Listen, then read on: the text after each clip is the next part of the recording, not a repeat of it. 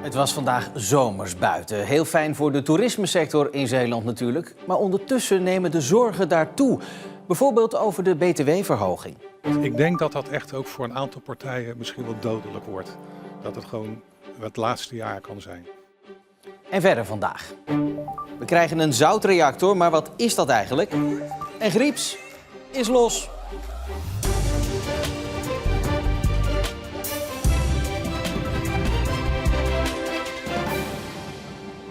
Goedenavond. Met 24 graden in Westdorpen hadden we in Zeeland vandaag bijna de eerste officiële zomerse dag van het jaar te pakken. En daar werd volop van genoten. Ik ben een absoluut zomermens en in Groningen was het heel lang winter. We hebben ontzettend veel sneeuw gehad, ijzel gehad. Vandaag niet werken, dus het is ideaal voor met mooie weer te genieten. Geniet je een beetje van het mooie weer? Jawel. Ik was aan het wandelen met mijn maat en we denken, nou, we doen hier een biertje en dan lopen we dadelijk weer verder. 25 graden vandaag. Ja, warm hè? Beetje ingesmeerd. Hier. Net opnieuw. Goed voorbereid. Ja, klopt. Het wordt wel 25 graden. Dat is wel aan te raden om te smeren. Ja, nou ja, dan wordt het straks gewoon een uurtje eerder de auto in, denk ik. Even lekker onbezorgd genieten. Hoewel, voor de recreatieondernemers staat er een spannend seizoen voor de deur. Wie gaat het redden en voor wie worden de kosten te hoog? Duidelijk is dat het voor iedereen een zwaar seizoen gaat worden, omdat en de btw op overnachtingen is gestegen en tegelijkertijd de energie- en personeelskosten al maar hoger worden. En niet alleen voor de ondernemers zelf wordt alles duurder, dat geldt zeker ook voor hun gasten. Nou, wij vinden dat de prijzen de laatste tijd wel heel erg omhoog schieten. En we zien het ook op de terrassen dat het daar niet meer zo druk is als dat het een aantal jaren geleden was. Dus dat is zeker wel een verschil. Ja, wenn ich dann so sehe, dass ich auf manchen Campingplätzen über 100 € bezahlen soll. 100 € für? Für einen Tag. Für einen Tag. Da steht man dann mit seinem Wohnmobil da, hat noch nichts gegessen, noch nichts getrunken und zahlt dann 100 €. Und das finde ich also inacceptabel. Ne? Er komen al elk jaar steeds wat minder toeristen naar Zeeland. En nu zijn ook nog eens de prijzen flink gestegen. Dus recreatieondernemers houden hun hart vast. De grootste zorg is dat je het kunt blijven betalen. Daar komt het nu echt op aan. Energie, voeding, personeelskosten, dat is allemaal al duurder geworden. En dat is niet makkelijk. We zijn niet mee kunnen gaan de afgelopen jaren met de kostenstijgingen die ons zijn overkomen. En dan komt die btw-verhoging dit jaar er ook nog eens bovenop. Ja, eens. En dat is 12% meer. We krijgen daar niks voor. Je moet dat echt gewoon afdragen van je bruto winst. Ik denk dat dat echt ook voor een aantal partijen misschien wel dodelijk wordt.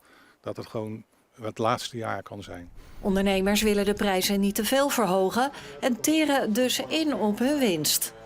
Ja, dat is echt een zware last die erbij komt. Het is gewoon zo duur geworden dat je onderhand beter in een hotel kunt gaan zitten, zeg maar. Ja, maar ja, dat moet je willen, hè. In België en in Duitsland is de btw niet zo hoog als hier, hè? Maar in Duitsland is het nog 7%. En veel Duitsers vinden ons al duur met vlees en met drank en noem het allemaal maar op. Dat is ook gewoon zo. Het is heel erg duur en niet uit te leggen, die btw-verschillen. Wir kommen trotzdem, aber man schränkt die natürlich ein. Ne? Man geht eben nicht jeden Tag in der Strandbude, sondern man grillt dann irgendwo am Platz und verzorgt sich dann eben selbst und kocht auch schon mal. De prijzen zijn hoog en het aantal toeristen daalt een beetje. Ergens gaat dat pijn doen. Niet op de mooie nieuwe plekken, maar de vraag is, willen toeristen ook de hoge prijzen betalen op de mindere locaties? Je ziet zeker de koppen van de eilanden, daar gaat het natuurlijk prima mee.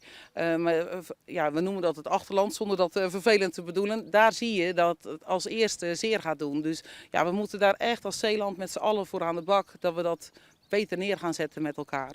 Niet bij de pakken neer gaan zitten dus en laten zien wat Zeeland te bieden heeft.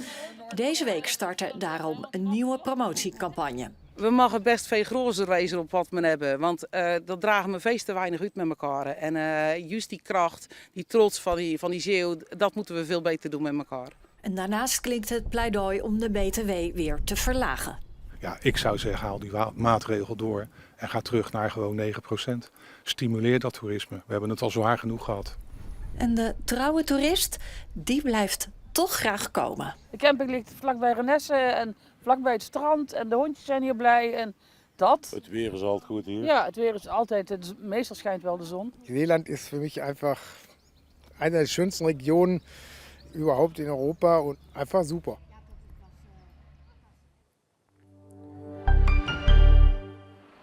In Vlissingen is een fietser overleden na een aanrijding met een zonnetrein. Dat is het treintje waarin toeristen worden rondgereden. Het slachtoffer is een Vlissingse vrouw van 84 jaar.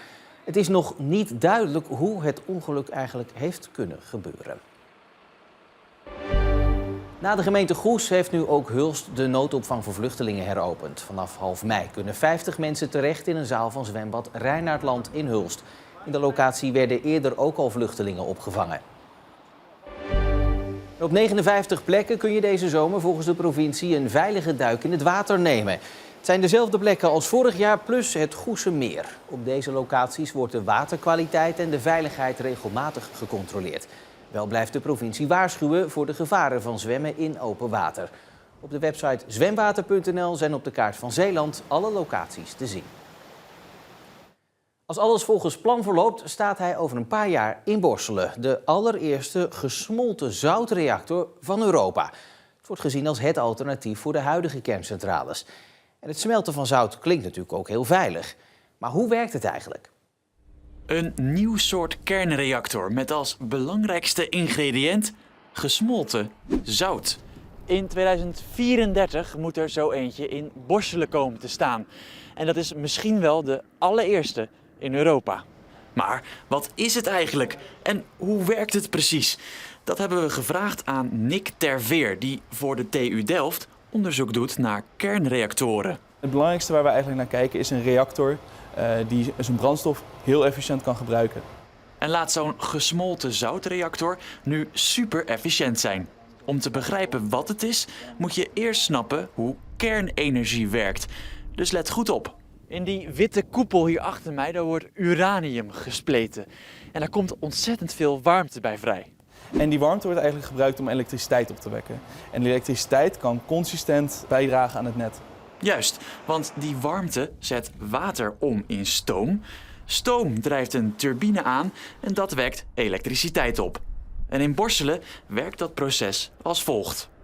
In de kerncentrale zit een reactorvat, gevuld met water. En in dat vat ligt dus dat uranium, maar dat zit opgesloten in deze brandstofstaven. En die staven zijn ook precies het probleem, want ze zijn snel versleten of uitgeput. En dan moeten ze vervangen worden, maar dan is nog maar 5% van het uranium gebruikt. En 95% is radioactief afval. Maar bij een gesmolten zoutreactor zijn die staven helemaal niet nodig. Ook daar hebben we een vat. Maar dat vullen we niet met water, maar met zout. Dat maken we zo warm dat het smelt. En daar lossen we uranium in op. En dan kunnen ze lekker lang blijven zitten en worden ze volledig benut. Kortom, een enorm efficiënte kerncentrale, waarvan er nog geen één in Europa staat. Thorizon, de ontwikkelaar achter die kerncentrales, wil de eerste in Borselen zetten.